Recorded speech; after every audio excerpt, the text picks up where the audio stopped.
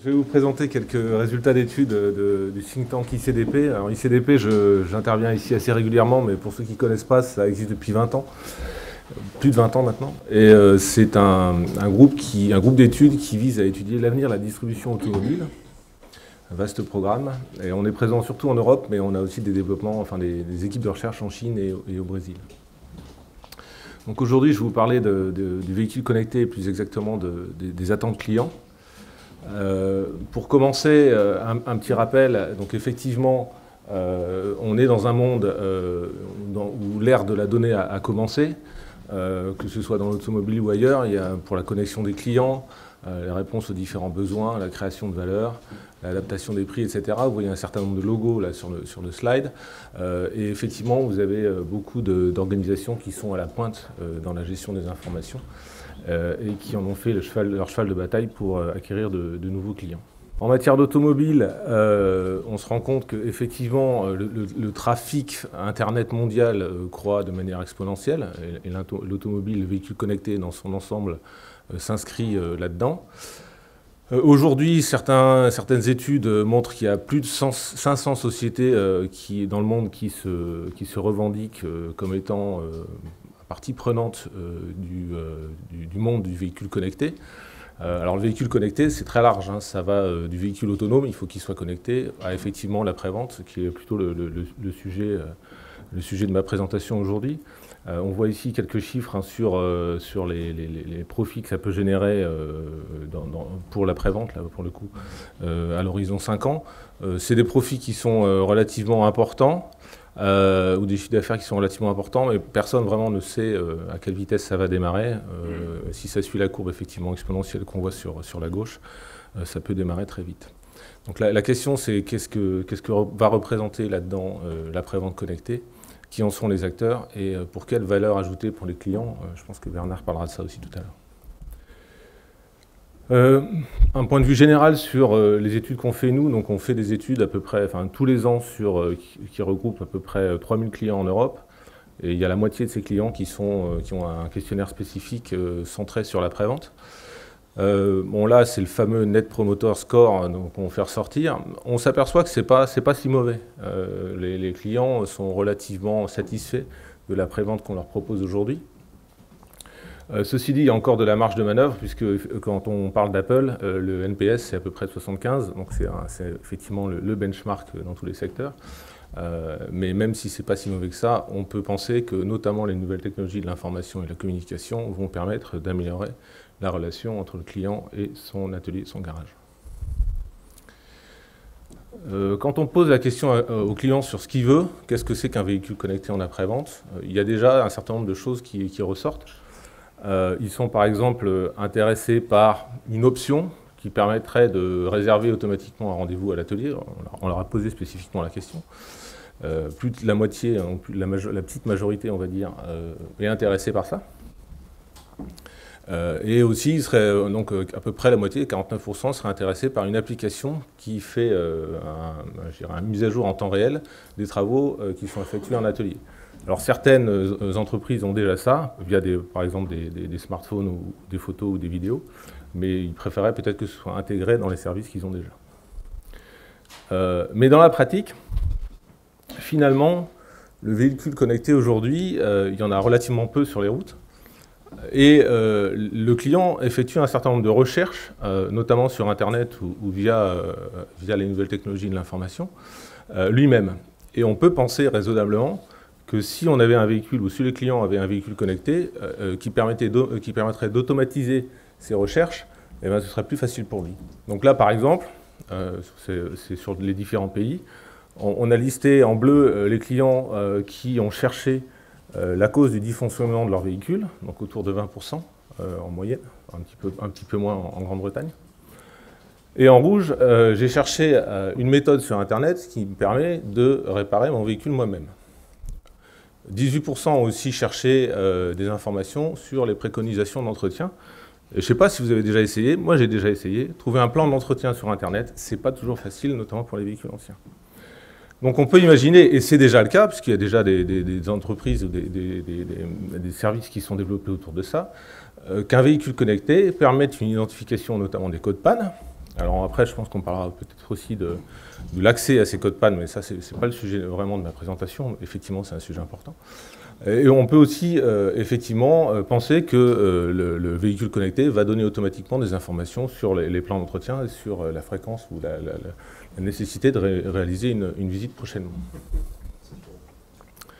Et ça, pour l'instant, le client souvent le fait lui-même. Deuxième chose, il recherche les prix. Sur Internet, il recherche les prix. Donc en bleu, c'est j'ai recherché des informations liées au prix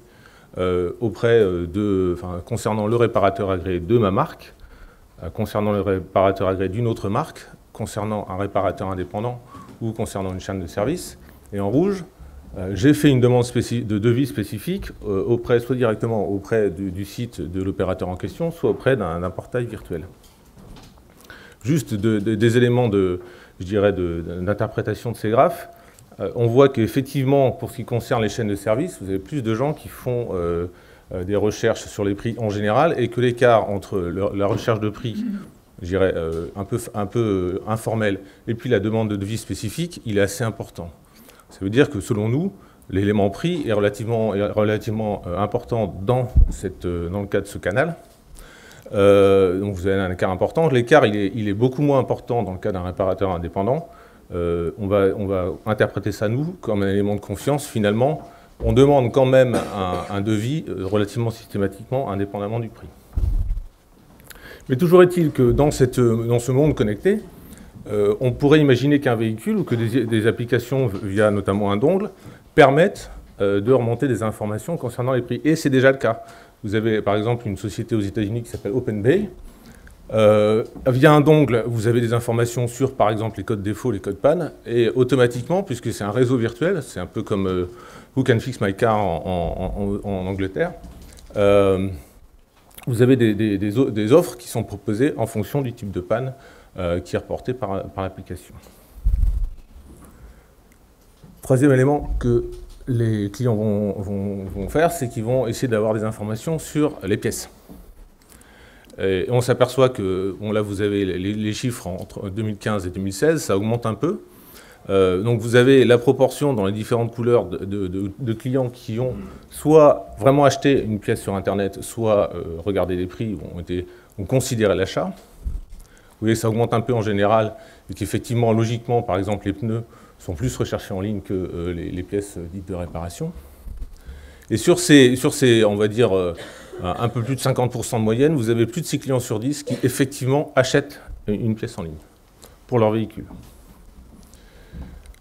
Sur ces clients, vous en avez à peu près 60% qui font monter la pièce par un professionnel, mais sur ces 60%, seuls 52, on va dire, pardon, pas 52, 42, ont effectivement une facture, on peut appeler ça comme ça.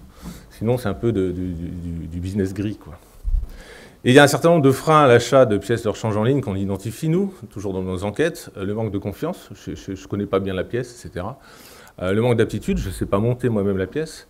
Je ne vais pas réussir à identifier la bonne pièce, 24%. J'ai des doutes sur la qualité de la pièce, 19%. Et 16%, je ne suis pas certain que le prix soit effectivement le plus intéressant. Le prix que j'ai trouvé moi-même sur Internet soit le plus intéressant. Donc effectivement, on ne peut pas demander à une voiture d'aller chercher des pièces chinoises, je dirais, sur Internet, etc., de comparer tous les prix, mais toujours est-il qu'on pourrait rassurer le client et donner des informations sur, pas forcément la pièce à changer, quoique ce serait possible, mais éventuellement, on revient sur la notion de prix de tout à l'heure, un package qui inclurait la bonne pièce avec la prestation de montage. Pour ce qui est des rendez-vous en atelier, alors là les graphes montrent, je dirais sur une échelle de 100, les clients qui effectivement utilisent ce moyen-là, donc le téléphone, la réservation par Internet, l'email, etc. Donc c'est sur 100, et les barres bleues, c'est ceux qui utilisent ça comme un moyen privilégié. Ils ont dit dans l'enquête que c'était par exemple le téléphone leur moyen de privilégié pour réserver un entretien à l'atelier ou une réparation. Et en rouge, c'est ceux qui ont dit que ce n'était pas forcément leur moyen privilégié. Donc vous voyez qu'il y a quand même une différence et que c'est le rouge qui prédomine. Ça veut dire que la plupart des méthodes qui sont utilisées ne correspondent pas à ce que le client veut réellement. Autre élément qui est intéressant, c'est que vous voyez que la prise de rendez-vous via le site web du réparateur est aujourd'hui un moyen privilégié qui est aussi important que le téléphone. Donc là encore, on peut imaginer qu'à travers différentes applications, on puisse plus ou moins automatiser la prise de rendez-vous en atelier, et c'est déjà des choses qui évidemment existent, soit directement sur le véhicule, soit par des applications en après-vente.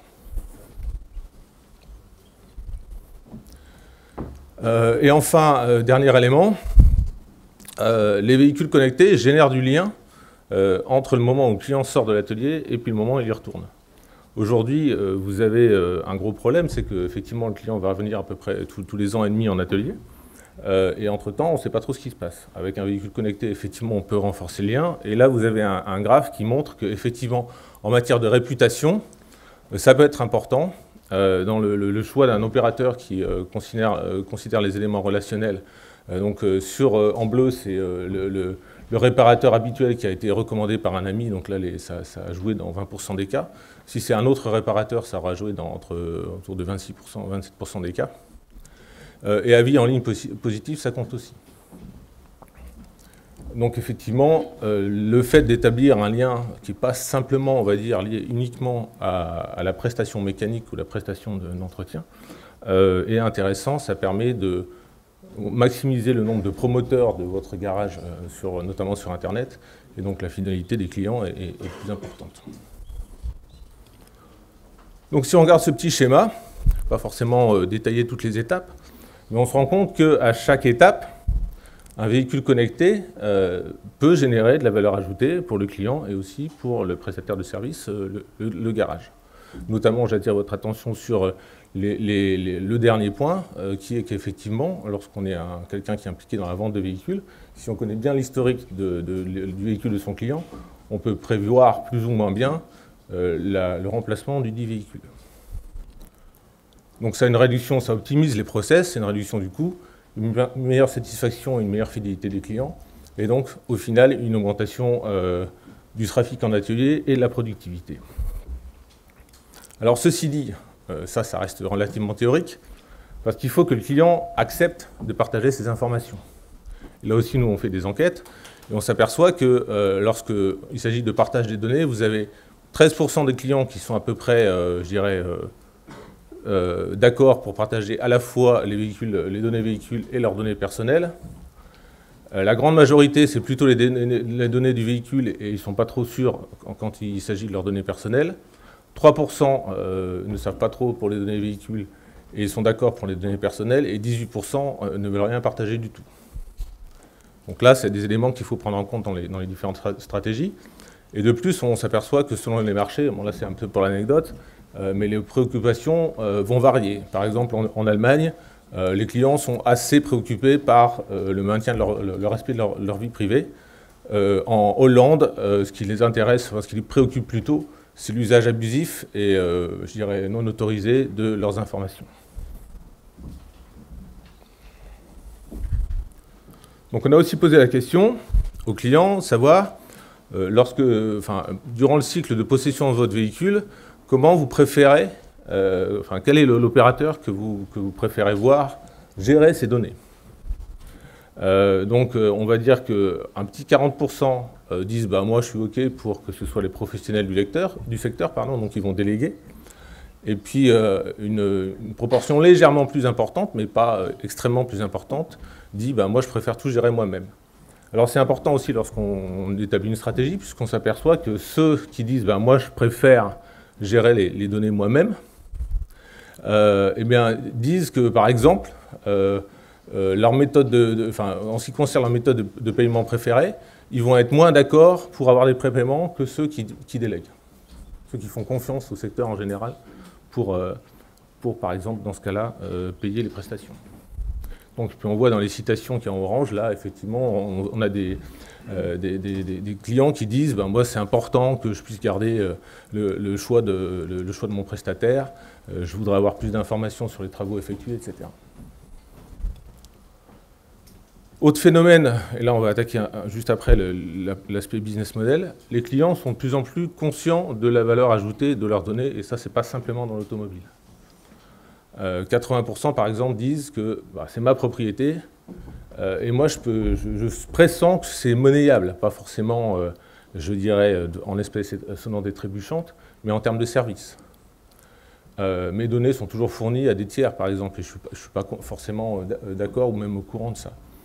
52% disent que les données, c'est un atout, surtout pour négocier avec les marques. Je veux bien partager mes informations, mais si j'en tire pas de bénéfice, ça ne sert à rien. Est-ce que c'est vraiment dans mon intérêt? Ça, c'est des citations qui reviennent assez souvent dans les enquêtes. Et puis après, les données, il y a effectivement, qu'est-ce qu'on veut partager comme information? Et puis surtout, à qui? Donc là, vous avez un graphe qui a été fait par l'Université de Cologne il y a déjà un certain temps, mais c'est assez illustratif de, effectivement, vous avez en vertical le type de données qui est partagé, en haut, données d'usage, par exemple, et en bas, les données relatives à un accident, et puis sur l'axe horizontal, à qui on partage. Donc on partage avec les compagnies d'assurance, on partage avec des sociétés d'assistance, avec le constructeur, des réseaux de marques, ou le réseau indépendant. Et vous voyez que, de manière relativement générale, les clients sont peut-être plus prêts à, par exemple, partager les données de l'état du véhicule avec le réseau indépendant qu'avec le constructeur. On revient sur cet aspect liberté de choix, etc. Donc, qu'est-ce qui est important de garder à l'esprit dans le contexte? C'est qu'effectivement, là, je reviens, hein, on parle de la prévente, mais les données véhicules, liées au véhicule et à son utilisation intéressent potentiellement beaucoup de monde, pas simplement les garagistes, entre guillemets. Ça intéresse les gestionnaires de trafic, donc effectivement les prestataires de services automobiles. Ça peut aider à faire une meilleure planification urbaine. Évidemment, les véhicules autonomes vont le concerner, en cas d'accident, etc. Aussi tout ce qui est e-safety, et une assurance personnalisée. Et dans ces univers-là, je dirais, il n'est pas directement impliqué dans la prévente, mais vous avez des gros acteurs tels que Google, qui, eux, gèrent déjà des millions de données via, par exemple, les applications qui servent à donner des informations sur le trafic. Plus d'1 milliard d'utilisateurs de Google Maps par mois. Et effectivement, la combinaison de la gestion des informations qu'ils génèrent avec différents types d'applications génère une valeur ajoutée qui est relativement, je dirais, simple, mais finalement primordiale pour le client. C'est tous les matins, quel est le chemin le plus court, le plus rapide, pardon, pour me rendre d'un point A à un point B. Alors, si on revient sur la prévente, on s'aperçoit qu'aujourd'hui, il y a une grosse concurrence sur ce qui s'appelle la gestion de plateformes. Et les plateformes, elles sont, je dirais, mises en place, ou des écosystèmes, on va dire, elles sont mises en place par différents opérateurs. Alors évidemment, vous avez les constructeurs. En première monte, évidemment, aujourd'hui, on va dire tous les véhicules sont connectés par toutes les marques. Les logos ne sont pas forcément exhaustifs ici, mais aussi en après-vente. Et puis, ils proposent différents services. Vous avez un logo, là, par exemple, Masternaut. Masternaut, c'est un gestionnaire de flotte qui travaille avec certains constructeurs pour gérer des flottes. Vous avez évidemment les acteurs de la prévente, donc Bosch avec Drivelog, Continental qui veut faire les choses, Mobivia, Caruso, ils vont intervenir tout à l'heure, donc je ne sais pas. Mais évidemment, vous avez aussi toute cette partie-là du secteur qui se mobilise pour générer une plateforme qui va gérer des données, puisqu'on verra après, la donnée, c'est quand même une notion relativement importante. Vous avez aussi de nouveaux opérateurs qui vont s'intéresser à ça. Par exemple, les fournisseurs de nouvelles technologies d'information et de communication. Nous, dans nos recherches, on a identifié des acteurs comme Samsung, avec Connect Auto, qui développent des plateformes. Après, c'est des plateformes ouvertes, on peut développer des apps, etc. dessus. Et donc, ça permet de donner de la valeur ajoutée aux clients en matière de service, pas en matière de gestion de l'auto, etc., en matière de service. Et puis, vous avez aussi d'autres opérateurs, tels que les opérateurs de téléphonie mobile. Donc là, vous avez par exemple un opérateur de téléphonie mobile qui s'appelle TeliaSense, qui est un gros acteur dans les pays nordiques. Et eux, ils ont déjà une plateforme qui génère des liens entre un gros groupe de distribution, des gens qui font du service, des gens qui font de l'assistance, de l'assurance, etc. Alors évidemment, dans ce contexte de développement, on sent que ça frétille un peu, qu'il y a beaucoup d'initiatives. Vous avez aussi le législateur qui garde un œil sur tout ça, parce que lui, ce qui l'intéresse, c'est de garantir l'interopérabilité, la standardisation, l'accès à ces plateformes, tout en maintenant la sécurité des données, leur accessibilité et puis une certaine facilité de gestion de ces informations. Alors, ce qui est intéressant aussi de regarder, c'est qu'on a parlé beaucoup de ce que veut le client, etc., et de plateformes, de systèmes techniques, mais il est aussi important de penser au client et de savoir qu'est-ce qu'il veut exactement. Et là, il y a quand même quelque chose qui est assez fondamental quand vous voyez sur ce graphe-là, c'est que le client, finalement, il est intéressé par beaucoup de choses, l'information sur la mobilité, l'infotainment, etc., et aussi des informations sur le véhicule. Mais finalement, son consentement à payer, il va varier. Et vous voyez sur ce graphe que pour ce qui concerne les informations sur le véhicule, il est intéressé pour les avoir, mais en ce qui concerne le fait de les payer, ça c'est une autre histoire. Et d'une manière plus générale, si on sort un petit peu là du cadre de l'après-vente, il y a deux citations que j'aimerais que vous gardiez en tête. C'est que là, la première, c'est Max Warburton, c'est un analyste qui a travaillé notamment dans les pays de l'Est, dans l'Est asiatique, pour des constructeurs, etc. Ce qui relève, et ce qui est assez vrai, c'est que le véhicule fournit de nombreuses données, mais durant 5% de son temps. Parce que sinon, il est éteint, il est au garage. Par contre, le smartphone, il a aussi généré des données qui ne sont pas forcément exactement les mêmes, mais lui, c'est 100% de son temps. Ou 95, c'est-à-dire si vous le laissez allumer la nuit. Autre remarque de M. Marchionne, les consultants dont je fais partie vous diront que seules les données comptent, mais effectivement, si vous êtes un constructeur et que vous essayez de monnayer ces informations auprès de Google, par exemple, Google va vous répondre « Je suis désolé, moi j'ai déjà tout ». Donc ce qu'il souligne, et à mon avis c'est aussi important, c'est en tout cas j'ai tout ce qu'il me faut, moi, pour faire mon business. Il faut être assez prudent sur les business models basés sur l'analyse du big data. Donc dans ce contexte, on voit quand même qu'il y a certaines évolutions des prestataires qui gèrent de la donnée liée à l'après-vente notamment pour ceux qui gèrent la donnée des informations liées au véhicule et au trajet. On s'aperçoit qu'ils ont un peu de difficulté à faire payer le client final, et donc ils se dirigent vers des modèles plutôt B2B, en disant par exemple aux concessionnaires ou aux réparateurs, je vais vous proposer des outils de CRM avancés. Et dans ces cas-là, c'est le professionnel du secteur qui va quelque part subventionner le dongle et l'application auprès de son client pour pouvoir recueillir les informations.